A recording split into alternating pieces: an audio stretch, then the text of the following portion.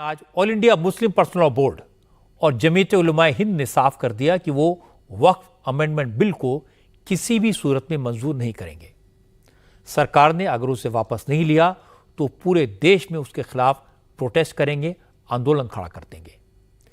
आज all India Muslim personal law board के अध्यक्ष मौलाना खालिद सैफुल्लाह रहमानी ने कहा कि इस मामले में चंद्रबाबू नायडू, नीतीश कुमार और तेजस्वी यादव जैसे कई नेताओं ने उन्हें सपोर्ट देने का भरोसा दिया है। मौलाना सैफुल्लाह रहमानी ने कहा कि अब वो देश के सभी राजनीतिक दलों के बड़े बड़े नेताओं से मिलेंगे, उनसे वक्फ एक्ट का विरोध करने की गुजारिश करेंगे। इसके बाद सैफुल्लाह रहमानी ने कहा कि चंद्रबाबू नायडू और नीतीश कुमार से मुस्लिम पर्सनल लॉ बोर्ड के लोगों की मुलाकात हुई है। उन्होंने वादा किया कि वो इस बिल में अमेंडमेंट का विरोध करेंगे। चंद्रबाबू नायडू से भी हुई है, उन्होंने भी यकीन दिलाया है कि हम इस बिल की मुखालफत करेंगे। कल नीतीश कुमार से मुलाकात हुई है, उन्होंने भी यकीन दिलाया है कि हम इसकी मुखालफत करेंगे। तेजस्वी यादव से हुई है, उन्होंने भी यकीन दिलाया है कि हम इसकी मुखालफत करेंगे। उद्धव ठाकरे का बयान अखबार में आ चुका है कि हम वक्फ पर हाथ नहीं रखने देंगे गवर्नमेंट को। इसी तरह तमिलनाडु के जो सीएम हैं, उनका वाज़ेह बयान आ चुका है कि हम इसकी मुखालफत करेंगे। और भी जो सेकुलर पार्टियां हैं, यहाँ तक के जो एनडीए की इत्तेहादी पार्टियां हैं, उन्होंने हम लोगों के इल्म के मुताबिक उन्होंने ये तय दिया है कि हम इस बिल की मुखालफत करेंगे। इसके बाद जमीयत उलमाए हिंद के चीफ मौलाना अरशद मदनी ने कहा कि नरेंद्र मोदी की सरकार मुसलमानों के दुश्मन है। मोदी सरकार वक्फ एक्ट में बदलाव का बिल मुसलमानों को नुकसान पहुंचाने के लिए लाई है। सरकार मुसलमानों को परेशान करना चाहती है, मुसलमानों की संपत्ति पर कब्जा करना चाहती है। ये बेहद खतरनाक है। ये अजीब व गरीब सूरत है जो मुल्क की आज़ादी के बाद से अब तक सामने नहीं आई थी कि हुकूमत इस्लाम के ख़िलाफ़, मुसलमानों के ख़िलाफ़ बहुत खुलकर अपने नज़रिए को पेश करती है। मुल्क के इक़्तिदार आला के ऊपर बैठा हुआ आदमी सिर्फ इलेक्शन के लिए नफ़रत के असबाब को पैदा करे, ये तो किसी मुल्क के लिए इंतहाई ख़तरनाक चीज़ है। हम ये समझते हैं कि तन्हा वक्फ एक्ट ही का मसला नहीं है, बल्कि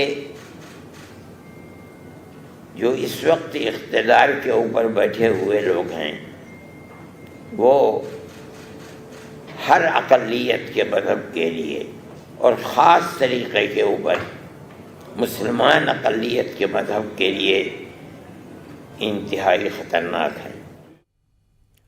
इसके बाद मौलाना खालिद सैफुल्लाह रहमानी ने कहा कि सरकार ने अगर वक्फ बिल को वापस नहीं लिया तो पूरे देश में इसका विरोध करेंगे, शांतिपूर्वक प्रोटेस्ट करेंगे, लेकिन हार नहीं मानेंगे। जब मौलाना खालिद सैफुल्लाह रहमानी से पूछा गया कि आप अपनी बात ज्वाइंट पार्लियामेंट्री कमेटी के सामने रखेंगे, तो उन्होंने कहा अभी तक तो जेपीसी की तरफ से कोई बुलावा नहीं आया है, लेकिन अगर उन्हें बुलाया गया तो जरूर जाएंगे और अपनी बात मजबूती से रखेंगे। हमें उस मीटिंग के लिए तो जाहिर है कोई दावतनामा नहीं मिला है, लेकिन हमने डॉक्यूमेंट तैयार किया है। जो बिल आया है उसके किन किन नुकात को हम लोगों के लिए वो नाकाबिल कबूल हैं और उसमें इतनी ज़्यादा नुकसानदेह चीज़ें हैं कि इसीलिए हमारा मुतालबा है कि बिल ही वापस होना चाहिए। और अगर उन्होंने हमें बुलाया हमारे मौक़िफ़ की वजाहत के लिए तो हम ज़रूर जाएंगे और हमारी तमाम तंजीमें जाएंगी। मुस्लिम पर्सनल लॉ बोर्ड भी जाएगा, जमीयत उलमा भी जाएगी, जमात इस्लामी भी जाएगी, जमीयत अहले हदीस भी जाएगी। हम तमाम जो हमारे तंजीमें हैं, मकातिब फ़िक्र हैं, हम सब लोग इसके लिए तैयार हैं। जिस वक्त मौलाना अरशद मदनी और मौलाना सैफुल्लाह रहमानी नरेंद्र मोदी की सरकार की नीयत पर सवाल उठा रहे थे, उस वक्त वक्फ अमेंडमेंट बिल को लेकर जॉइंट पार्लियामेंट्री कमेटी की पहली मीटिंग शुरू हो चुकी थी। 31 मेंबर्स वाली जेपीसी की इस बैठक में विरोधी दलों के कई एमपीज ने वक्फ अमेंडमेंट बिल का विरोध किया, बिल के कई क्लॉजेस पर सवाल उठाए। जेपीसी के चेयरमैन जगदम्बिका पाल ने कहा कि बिल पर चर्चा के दौरान सभी 44 अमेंडमेंट पर चर्चा होगी और सभी स्टेक होल्डर्स को बुलाकर उनसे बात की जाएगी। जगदम्बिका पाल ने कहा कि उसके बाद अगले सेशन में इसे सदन में पेश किया जाएगा। जो बिल आया है सरकार ने उसको प्रस्तुत किया, आज वो जेपीसी को रिफर हो गया है। हम इस बिल को थ्रेड एंड बेयर डिस्कस करेंगे और जो भी कंसर्न्स हैं, जो भी चीज़ें हैं, उसको हम जेपीसी के अंदर डिस्कस करेंगे। और यहाँ तक कि हम ये जेपीसी ने मैं समझता हूँ कि हम केवल अपने मेंबर के साथ ना करें, जो स्टेक होल्डर्स हैं, चाहे all India Muslim personal law board हो, चाहे जमायतुल उलमा हिंद हो या और हमारे ऑर्गेनाइजेशंस हैं, उन सब लोगों को हम बुलाएंगे। ज़्यादा से ज़्यादा लोगों को हम अवसर देंगे। जो ये एक्ट रहा है उस एक्ट में हम 95 में एक 44 संशोधन हुए हैं, वो सभी संशोधन पे हम जेपीसी में बात करेंगे और एक अच्छा कंप्रहेंसिव बिल अगले सेशन तक लाएंगे। वक्फ अमेंडमेंट के मामले में कोई मेरिट नहीं देख रहा। कानून में क्या बदलाव किए जा रहे हैं इससे किसी को कोई मतलब नहीं है, कोई इसकी गहराई में नहीं जा रहा। लेकिन राजनीति बड़ी शिद्दत से की जा रही है। कांग्रेस और कम्युनिस्ट मुस्लिम नेताओं को भड़का रहे हैं ताकि वो मोदी सरकार को कटघरे में खड़ा करें। जमात इस्लामी और दूसरे इस्लामिक लीडर जानते हैं कि विपक्षी दल उनका साथ दें, इससे कुछ होने वाला नहीं है। इसलिए वो चंद्रबाबू नायडू, नीतीश कुमार और चिराग पासवान को अपनी तरफ करने में लगे हैं।